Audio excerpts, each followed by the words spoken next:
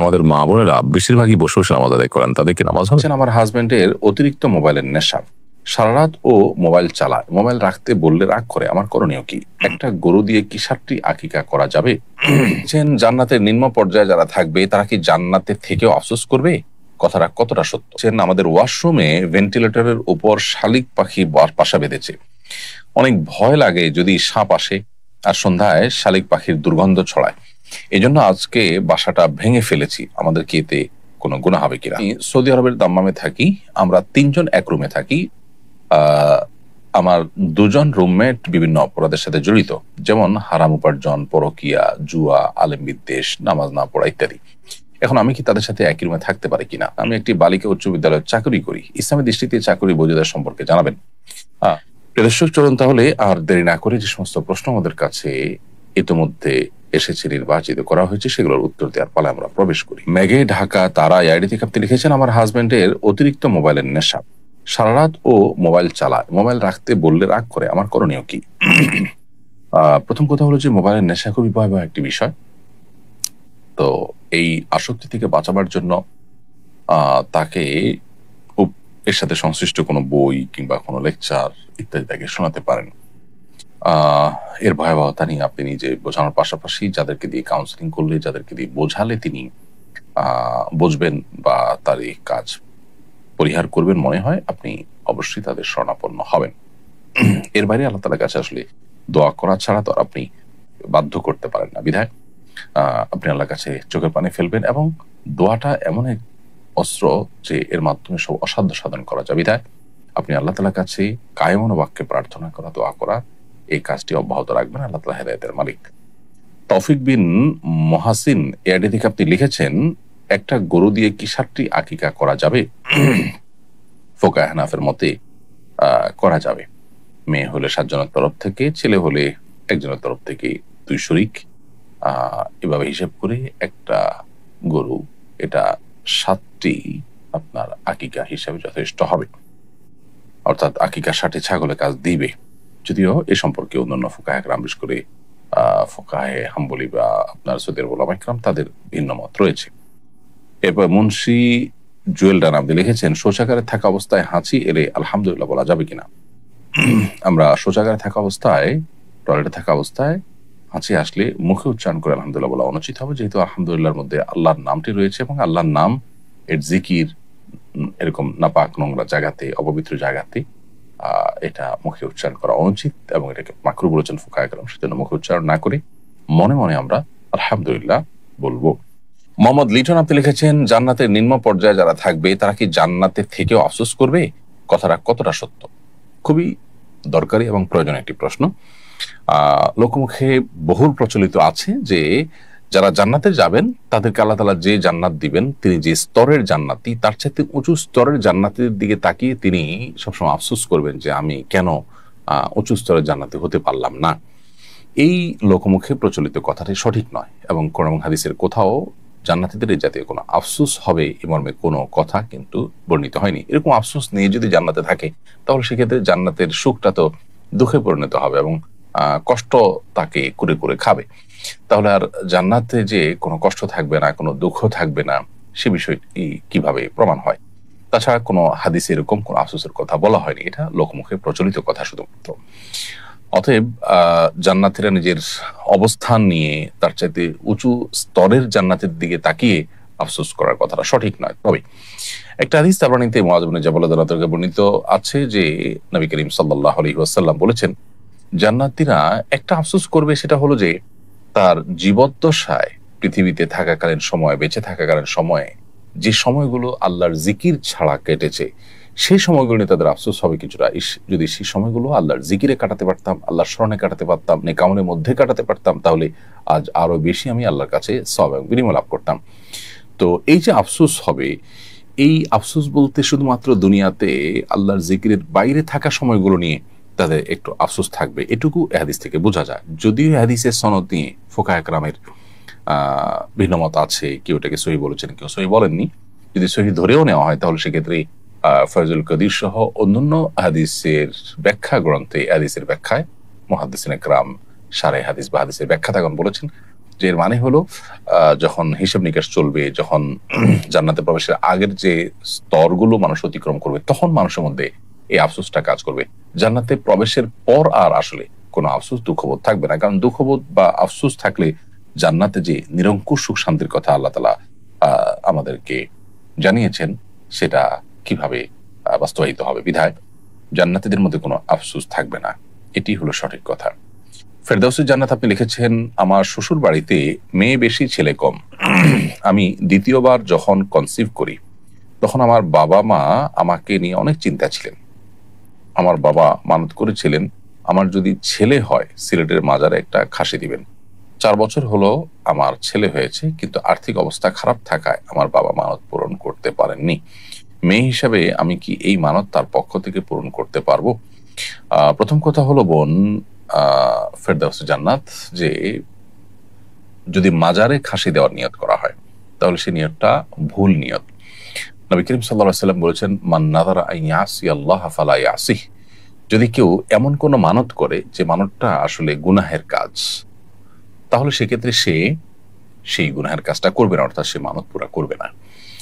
অতএব আপনার বাবার যদি ভুল মানত করা হয়ে থাকে, যেমন তিনি আপনার মাজারে মানত করেছেন, এটা ভুল মানত, তাহলে সেই ভুল মানত আপনার জন্য পুরা করা কর্তব্য নয়, বরং তওবা করা উচিত যেন এরকম ভুল মানত না করা হয়। হ্যাঁ, মাজারে যে সমস্ত গরিব দুঃখীরা থাকে তাদেরকে খাওয়াবেন, এরকম যদি মানত করে থাকেন তাহলে সেটা আবার সঠিক মানত, অর্থাৎ গরিব দুঃখীদেরকে খাওয়ানোর মানত করেছেন সেটা পূরণ করবেন। আর যদি মাজারে দেওয়ার মানত করে থাকেন তাহলে সেটা পূরণ করবেন না। এরপর তাশরিফ আরিয়ান আপনি লিখেছেন, আমাদের ওয়াশরুমে ভেন্টিলেটরের উপর শালিক পাখি বাসা বেঁধেছে। অনেক ভয় লাগে যদি সাপ আসে, আর সন্ধ্যায় শালিক পাখির দুর্গন্ধ ছড়ায়। এই জন্য আজকে বাসাটা ভেঙে ফেলেছি। আমাদের কি এতে কোনো গুনাহ হবে কিনা?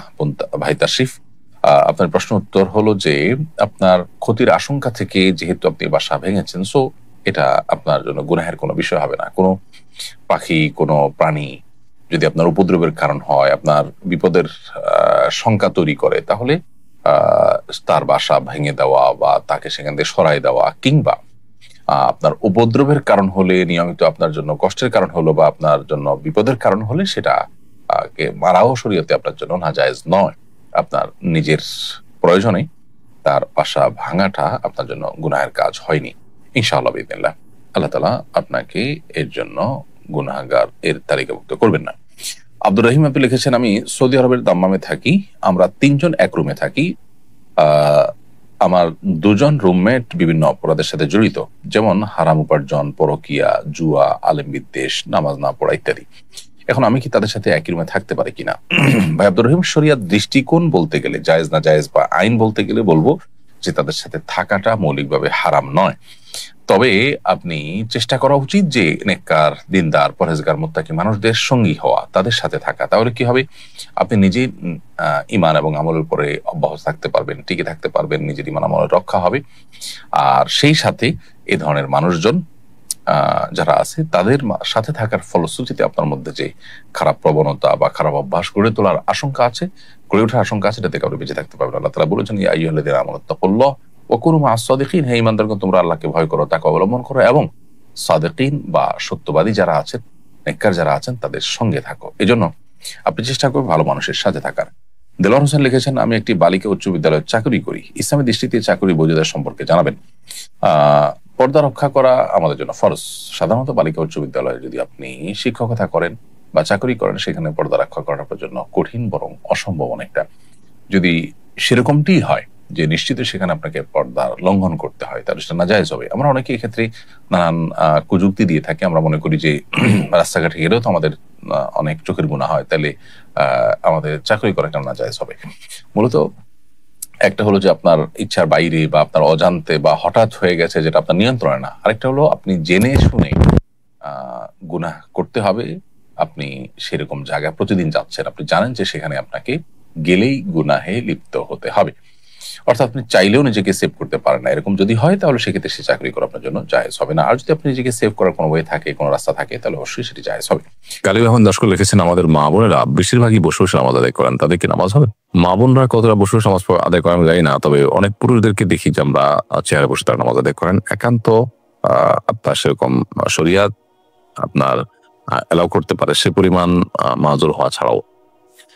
তো মা বোন হোক আর পুরুষ হোক, যে কেউ হোক, সুস্থ সবল থাকা অবস্থায়ও তিনি যদি বসে বসে ফরজ নামাজ আদায় করেন তো নামাজ হবে না। আর যদি নফল নামাজ পড়েন বসে বসে তাহলে নামাজ হয়ে যাবে, সওয়াব কম হবে। আর যদি অসুস্থতার কারণে বসে পড়েন তাহলে সেক্ষেত্রে সওয়াবও কম হবে না, নামাজও হয়ে যাবে ইনশাআল্লাহ। তার আল্লাহ তাআলা আমাদের সবাইকে সে পর্যন্ত ভালো রাখুন, সুস্থ রাখুন, নিরাপদ রাখুন। জাযাকুমুল্লাহু খায়রা। আসসালামু আলাইকুম ওয়া রাহমাতুল্লাহ। খালি গায়ে অজু করলে হবে কিনা, শার্টের হাতা ভাঁজ করে নামাজ পড়লে নামাজ হবে কিনা, মেয়েরা মাথায় কাপড় ছাড়া অজু করলে কি অজু হবে, স্বামীর পকেট থেকে না বলে টাকা নিলে কি ওইটা চুরি করা হবে, অনেক সময় বই খাতা কলম ইত্যাদির উপর অসাবধানতায় পা লেগে যায়, সেক্ষেত্রে করণীয় কি, মোবাইলে কোরআন অ্যাপ থাকা অবস্থায় মোবাইল নিয়ে বাথরুমে অথবা নাপাক স্থানে যাওয়া যাবে কিনা, শনিবার ও বুধবারে নখ চুল কাটা কি না যায়, অমুসলিম মারা গেলে কি ইন্না লিল্লাহি ওয়া ইন্না ইলাইহি রাজিউন পড়া যাবে, অজু ছাড়া মোবাইল থেকে কোরআন পড়া যাবে কিনা, প্যান্ট শার্ট নাকি খ্রিস্টানদের পোশাক, কেউ কেউ বলে এ পোশাকে নামাজ হয় না।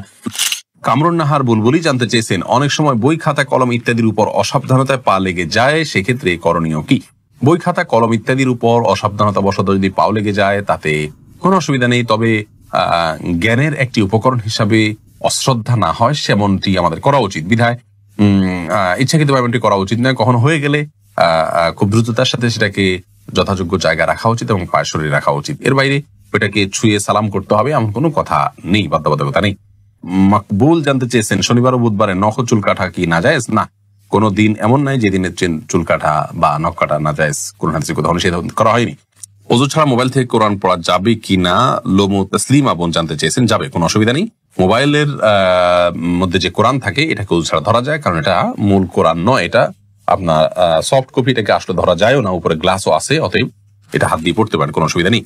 আবু জাফর জানতে চেয়েছেন, প্যান্ট শার্ট নাকি খ্রিস্টানদের পোশাক, কেউ কেউ বলে এ পোশাকে নামাজ হয় না, এ পোশাকে নামাজ হয় না, এটি সম্পূর্ণ ভিত্তিহীন কথা। প্যান্ট শার্টে নামাজ হবে না, কোরআন হাদিসের কোথাও এরকম কোনো কথা বলা হয়নি। আর এটাকে এখন আর খ্রিস্টানদের পোশাক বলার কোনো সুযোগ নেই, কারণ এটি খ্রিস্টানদের কোনো ধর্মীয় আদর্শ থেকে ধর্মীয় বিশ্বাসের বাহক হিসাবে এটি যে আছে এমন নয়। আর দ্বিতীয় হলো যে খ্রিস্টানদেরই একান্ত আপনার পোশাক, তারাই শুধু পরে এমনও আর নাই, যার কারণে এটি একজন মুসলিম হিসেবে পড়তে পারেন, কোনো অসুবিধা নেই। এরপরে নিউটন সীমান্ত আপনি জানতে চেয়েছেন, কোন অমুসলিম মারা গেলে কি ইন্না লিল্লাহি ওয়া ইন্না ইলাইহি রাজিউন পড়া যাবে? উত্তর হলে পড়া যাবে, কোনো অসুবিধা নেই। ইন্না লিল্লাহি ওয়া ইন্না ইলাইহি রাজিউন এর অর্থ হলো যে আমরা নিশ্চয়ই সবাই আল্লাহর এবং আল্লাহর কাছে আমাদের ফিরে যেতে হবে। অমুসলিমের ক্ষেত্রেও একই কথা প্রযোজ্য, কোনো অসুবিধা নেই। ওই অর্থের দিক থেকে পড়া যেতে পারে। এরপরে শিপন আহমেদ আপনি প্রশ্ন করেছেন, মোবাইলে কোরআন অ্যাপ থাকা অবস্থায় মোবাইল নিয়ে বাথরুমে অথবা নাপাক স্থানে যাওয়া যাবে কিনা? উত্তর হলো যাবে, কোনো অসুবিধা নেই। এটা ভেতরে আমাদের মনের ভিতরে যেরকম কোরআন আছে, আমাদের স্মৃতিতে যেরকম কোরআন আছে, ওটা নিয়ে আমরা বাথরুম যেতে পারি, মোবাইলের ভিতরে ওইটা আছে, যেতে পারেন, কোনো অসুবিধা নেই। সুমাইয়া শিমু আপনি জানতে চেয়েছেন, স্বামীর পকেট থেকে না বলে টাকা নিলে কি ওইটা চুরি করা হবে? ওই টাকা দান করলে কি গুনাহ হবে? বোন সুমাইয়া, স্বামীর পকেট থেকে যদি আপনি টাকা নেন এবং স্বামী যদি জানেন, মৌনসম্মতি যেটাকে বলে, তিনি জানেন যে হ্যাঁ আপনি নেন, কিছু বলেন না, এরকম হলে আপনি নিতে পারেন, যেটুকু তার মৌনসম্মতি আছে এটুকু। আর যদি তার মৌনসম্মতি না থাকে, এটা মানে একেবারে নিয়মতান্ত্রিক যেটাকে চুরি বলা হয়, সেটাই যদি হয় তাহলে সেটা আপনার জন্য জায়েজ হবে না, যদি তিনি আপনার ভরণ পোষণ এবং মৌলিক যে চাহিদা আপনার বা আপনার অধিকার, চাহিদা না, আপনার যে অধিকার আছে সেটা তিনি আদায় করে থাকেন, তাহলে সেক্ষেত্রে আপনি তার পকেট থেকে আর টাকা নিতে পারবেন না, যদি তার সম্মতি না থাকে। আর যদি মৌলিক চাহিদা পূরণ না করে থাকে, তাহলে সেক্ষেত্রে আপনার মৌলিক চাহিদা পূরণের জন্য যেটুকু নেওয়া দরকার সেটুকু আপনি নিতে পারবেন, এর অতিরিক্ত অংশ আপনার জন্য নেওয়া জায়েজ হবে না। এস এম রাফি জানতে চেয়েছেন, শার্টের হাতা ভাঁজ করে নামাজ পড়লে নামাজ হবে কিনা? নামাজ হয়ে যাবে, কিন্তু অনুচিত। হাদিসে নবী সাল্লাল্লাহু আলাইহি ওয়াসাল্লাম নিষেধ করেছেন পোশাক ভাঁজ করে যেন নামাজ পড়া না হয়, এটা মাকরুহ হবে। সাকিবুল হাসান জানতে চেয়েছেন, মেয়েরা মাথায় কাপড় ছাড়া অজু করলে কি অজু হবে? মাথায় যদি কাপড় ছাড়া অজু করেন আপনি, তাহলে সেক্ষেত্রে আপনার অজু হয়ে যাবে, অজুর জন্য মাথায় কাপড় কোনো জরুরি না। এমনি মাহবুব ইসলাম জানতে চেয়েছেন, খালি গায়ে অজু করলে হবে কিনা, অজু করার সময় দোয়া আছে কিনা? অজু করার সময় শুধু বিসমিল্লাহ বলে আপনি অজু করবেন, বাস যথেষ্ট, আর কোনো দোয়া করা জরুরি না। আর মানে খালি গায়ে অজু করতে পারেন, কোনো অসুবিধা